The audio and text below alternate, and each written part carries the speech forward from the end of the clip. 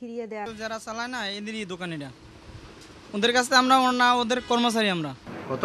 22,000 টাকা ভাড়া মালিক দিয়ে দিত, হোটেলের মালিক। চালাইতেছি, ওনাদের টাকা দিয়ে দিই, বেঁচে কিনা ওনাদের কর্মচারী আমরা। 5-6 হাজার। 5-6 না না, প্রতিদিন 5-6 হাজার ভাড়া তো ঠিক নাই। এটা আপনি ওনাদের সাথে আলাপ করেন। আমি 8,000 টাকা দিই। এয়ারপোর্ট রেস্টুরেন্টে এরকম 10টি দোকান থেকে প্রতি মাসে তোলা হচ্ছে লাখ লাখ টাকা, যার কোনো হিসেবই নেই সিভিল এভিয়েশন কর্তৃপক্ষের কাছে। চুক্তি লঙ্ঘন করে দিব্যি ব্যবসা চালিয়ে যাচ্ছেন কামাল নামের এই রেস্টুরেন্ট মালিক।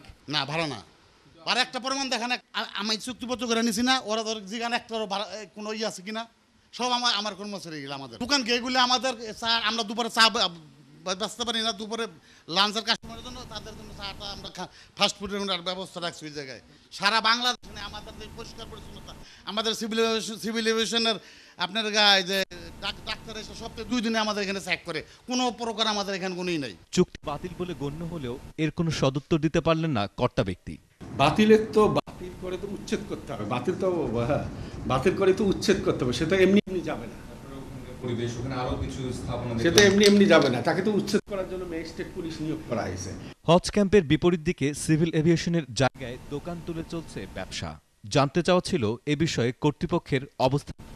ওই যে ওই দিকে জি জি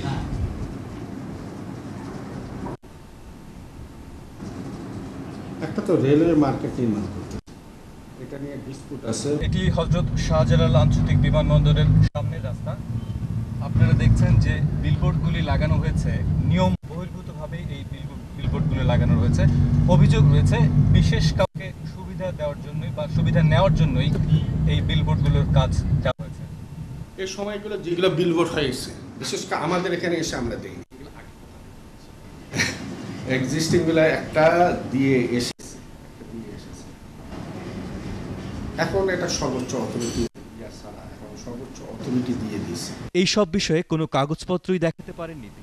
এটাতে বলতে গেলে একটা ছোট একটা চাকরি করি, খুব বড় চাকরি যে করি তা না, আমি এটা সিম্পল একটা, এটা কি বড় চাকরি, উপসচিব, আমার পরে আছে জয়েন্ট সেক্রেটারি, তারপর আছে এডিশনাল সেক্রেটারি, তারপর আছে সেক্রেটারি, বহুত। আমি আপনাকে সহযোগিতা করবো, একটা দিন কষ্ট করে আপনি আসুন সামনের সপ্তাহে। অফিসে যাওয়ার আমন্ত্রণ জানালেও পরে আর ভেতরে ঢুকতে দেননি 21 টেলিভিশনকে। হাসান জাকির, 21 টেলিভিশন, ঢাকা।